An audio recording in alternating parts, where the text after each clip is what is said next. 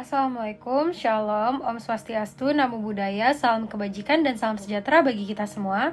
Pada hari ini kami dari kelompok 4 yang berisikan saya sendiri, Cika Takesha, Yoren, Joyce, Deva, Fasya, dan juga Brian akan membawakan topik tentang korupsi.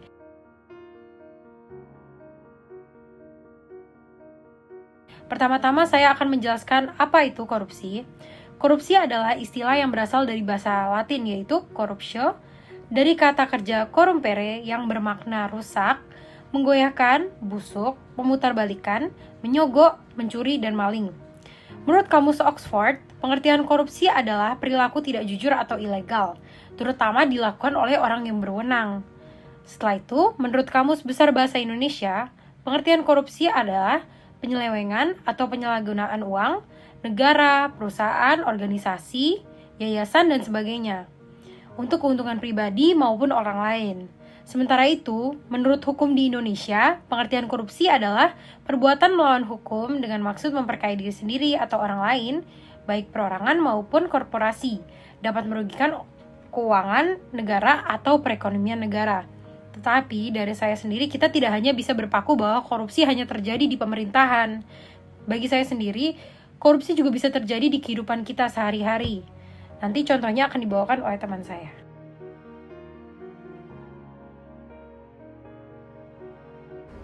Indonesia memiliki dasar-dasar hukum pemberantasan tindak pidana korupsi yang menjadi pedoman dan landasan dalam upaya pencegahan dan juga penindakan. Dasar-dasar hukum ini adalah bukti keseriusan pemerintah Indonesia dalam memberantas korupsi yang merajalela. Berikut adalah dasar-dasar hukum pemberantasan korupsi di Indonesia.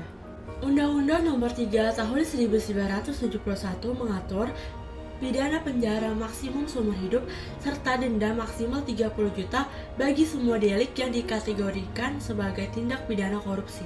Dasar hukum selanjutnya ialah Ketetapan MPR Nomor 11 Tahun 1998 tentang penyelenggaraan negara yang bersih dan bebas dari KKN. Apa itu KKN? KKN adalah korupsi, kolusi, nepotisme. Selanjutnya, Undang-Undang Nomor 20 Tahun 2001 Junto, Undang-Undang Nomor 31 Tahun 1999 tentang pemberantasan tindak pidana korupsi. Undang-undang ini menjelaskan bahwa korupsi adalah tindakan melawan hukum dengan maksud memperkaya diri sendiri dan orang lain yang berakibat merugikan perekonomian negara.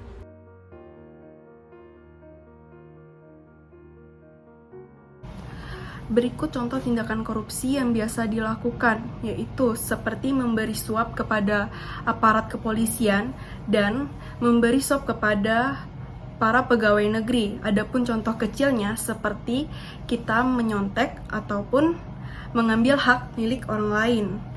Awalnya yang kita ambil emanglah sedikit, lama-lama akan menjadi besar dan kemudian berubah menjadi kebiasaan yang buruk, seperti yang dilakukan oleh para pejabat kita dengan kasus-kasus yang seperti kita tahu, mereka yang mengambil hak milik masyarakat untuk kepentingan pribadi. Itulah beberapa contoh yang saya jelaskan.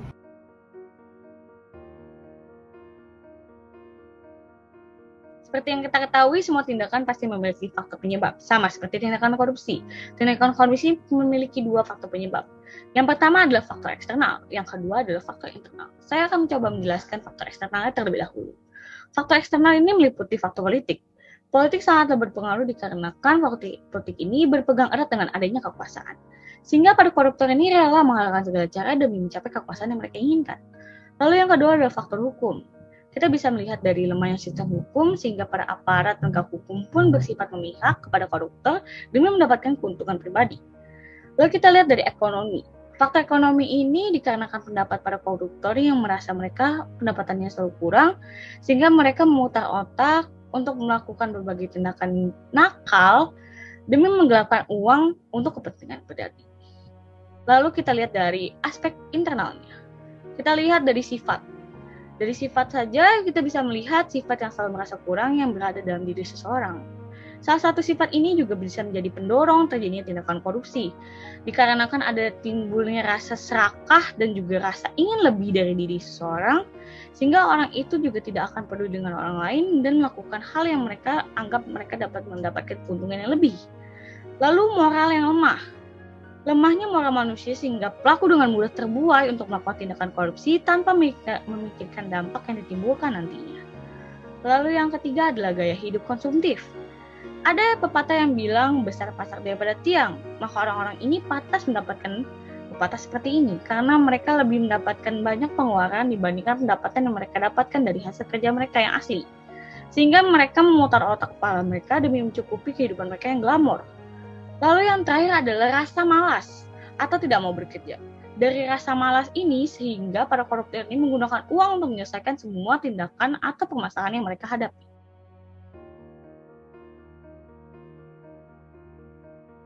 Korupsi adalah tindakan yang melanggar hukum di dalam negeri Indonesia. Korupsi sangat bertentangan terhadap dasar negara kita yaitu Pancasila.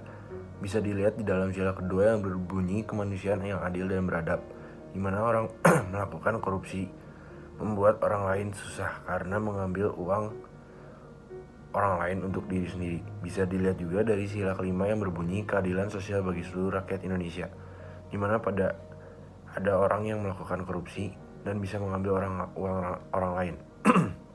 Artinya tidak ada keadilan di dalam negara Indonesia. Maka dari itu korupsi dilanggar di negara Indonesia.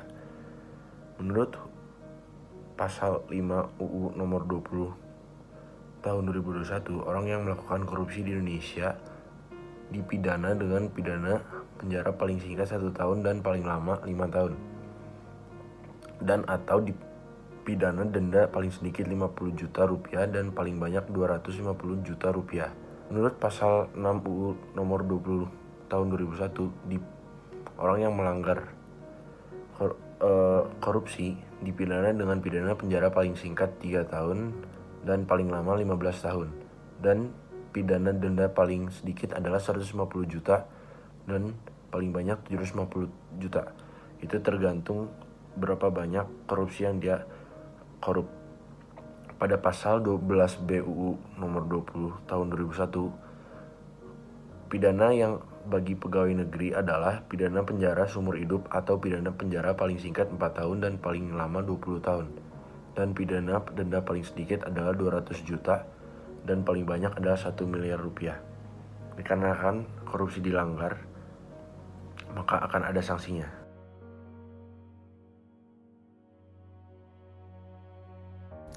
Pada kesempatan kali ini, saya Yoran akan menjelaskan bagaimana sih upaya pencegahan kasus korupsi di Indonesia. Yang pertama, ada strategi preventif yang merupakan usaha untuk pencegahan kasus korupsi yang diarahkan untuk meminimalisasi penyebab dan peluang seseorang untuk melakukan tindak korupsi. Nah, dalam upaya-upaya ini, yang kita dapat lakukan adalah memperkuat Dewan Perwakilan Rakyat atau DPR, lalu juga memperkuat Mahkamah Agung dan jajaran peradilan di bawahnya, lalu juga meneliti lebih jauh sebab-sebab perbuatan korupsi secara keberlanjutan, lalu meningkatkan kesejahteraan pegawai negeri, lalu juga meningkatkan kualitas pelayanan kepada masyarakat, dan yang terakhir adalah kampanye untuk menciptakan nilai atau value secara nasional. Nah, yang kedua, kita dapat melakukan strategi detektif yang merupakan usaha yang diarahkan untuk mendeteksi terjadinya kasus-kasus korupsi dengan cepat, tepat, dan juga biayanya juga murah, sehingga dapat segera ditindaklanjuti. Nah, berikut adalah upaya detektif untuk pencegahan kasus korupsi ini. Nah, yang pertama, kita dapat memperbaiki sistem dan tindak lanjut atas pengaduan dari masyarakat. Yang kedua, pemberlakuan kewajiban pelaporan transaksi keuangan tertentu. Lalu ada pelaporan kekayaan pribadi pemegang jabatan. Lalu ada partisipasi Indonesia dalam menggerakkan anti korupsi dan anti pencucian uang di kancah internasional. Dan yang terakhir ada peningkatan kemampuan aparat pengawasan fungsional pemerintah dalam mendeteksi tindak pidana korupsi.